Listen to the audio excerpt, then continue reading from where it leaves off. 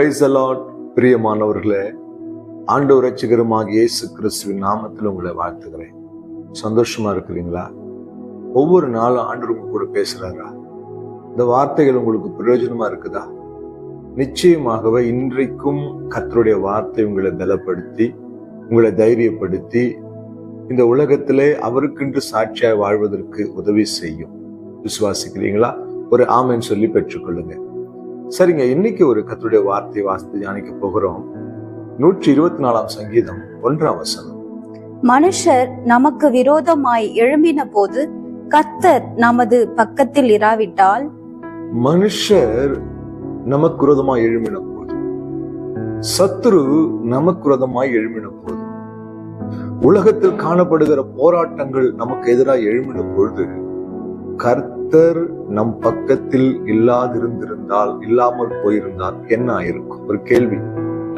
சில நேரங்கள் நாம் நம்முடைய வாழ்க்கையில சந்திக்கிற சில காரியங்களை சொல்லும் பொழுது, அன்றைக்கு அந்த ஆபத்து வரும்போது நான் மட்டும் பக்கத்தில் இல்லாமல் இருந்திருந்தா என்ன ஆயிருக்கும்? ஒருவேளை அன்றைக்கு அந்த பிள்ளைக்கு நேராக இந்த ஆபத்து வரும்போது நான் மட்டும் கூட இல்லாமல் இருந்தா என்ன ஆயிருக்கும்? தெய்வ பிள்ளைகளே, நம்முடைய இருதயத்துல கை வச்சு ஒரு கேள்வி கேளுங்களேன்.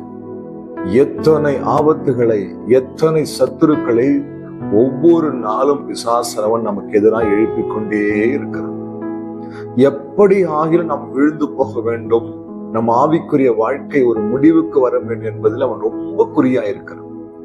இப்படி இந்த போராட்டங்கள் வரும்பொழுதெல்லாம் நாம் எப்படியாவது அதை மேற்கொண்டு வந்து விடுகிறோம். அப்போது நமக்குள்ளே தோன்றுகிற என்ன தெரியுமா?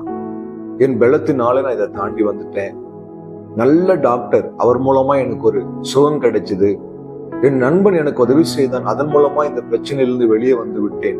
இப்படி நம்முடைய சுயத்தை சார்ந்து நாம் பேசிக் கொண்டிருக்கிறோம். ஆனால் சங்கீதக்காரன் எப்படி எழுதுறான் என்றால், எனக்கு விரோதமாய் மனிதர்கள் எழும்பின போது, எனக்கு விரோதமாய் சத்துரு மூர்க்கமாய் எழும்பின போது, வேடனுடைய கண்ணி எனக்கு எதிராய் வைக்கப்பட்ட போதெல்லாம் நீர் என் பக்கத்தில் இராவிட்டால், ஒருவேளை நீங்க இல்லாம இருந்திருந்தா என் வாழ்க்கை என்னவா இருக்கும்?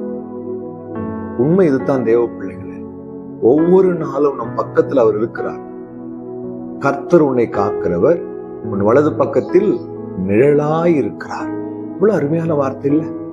உன் தேவனாகிய கர்த்தராகிய நான் வலது கரத்தை பிடித்து உனக்கு துணை நிற்கிறேன் என்று சொல்லுகிறார். அவர் நம்ம பக்கத்துல இல்லாம இருந்தா இன்றைக்கு இந்த வார்த்தையை சொல்லிக் கொண்டிருக்கிற நானும் இல்லை, இந்த வார்த்தையை கேட்டுக் கொண்டிருக்கிற நீங்களும் இருந்திருக்க முடியாது.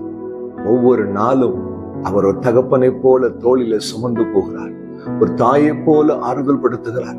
எத்தனையோ எதிர்ப்புகள், எத்தனையோ போராட்டங்கள், எத்தனையோ பிசாசுடைய சூழ்ச்சிகள், மனிதர்கள் எழும்பி நின்று கொக்கரித்த போதெல்லாம் நம் பக்கத்துல அவர் இருந்து நம்மை இதுவரைக்கும் எந்த சேதம் இல்லாமல் பாதுகாத்திருக்கிறார். சிங்கங்கள் சூழ்ந்து நின்ற பொழுது கூட தானியேலை சேதப்படுத்த முடியவில்லை. வாய்கள் கட்டப்பட்டது, கர்த்தர் தானியேலோடு கூட இருந்தார். தானியேலோடு கூட கர்த்தர் இல்லாமல் இருந்தால் என்ன ஆகியிருக்கும்? சிங்கங்கள் தானியேலை சிதைத்திருக்கும். நம்முடைய வாழ்க்கையில எத்தனை சிங்கங்கள், ஆனா அவன் சேதம் அடையவில்லை. காரணம், நம் பக்கத்தில் அவர் இருக்கிறார். சுவாசிக்கிறீங்களா? தைரியமா இருங்க. எதுவும் எப்போதும் உங்களை சேதப்படுத்த முடியாது. நம் பக்கத்திலே அவர் இருக்கிறார். கண்களை மூடி ஜெபிக்கலாமா? அன்பும் இரக்கமுள்ள அப்பா, நல்ல வார்த்தைக்காக ஸ்தோத்திரம்ப்பா. இயேசு கிறிஸ்துவே, நீர் எங்கள் பக்கத்துல இருந்து ஒவ்வொரு நாளும் எங்களை பாதுகாத்து எல்லா எதிர்ப்புகளுக்கும் மத்தியிலும் உமக்காய் ஓட செய்திருக்கிறீர். தொடர்ந்து ஓட செய்யும். இந்த வார்த்தை கேட்டுக்கொண்டிருக்கிற ஒவ்வொரு பிள்ளைகளையும் இந்த வார்த்தையின் வல்லமையினால பலப்படுத்தும், காத்துக்கொள்ளும். இயேசு கிறிஸ்துவின் நாமத்தில் பிதாவே, ஆமென். ஹல்லேலூயா. God bless you.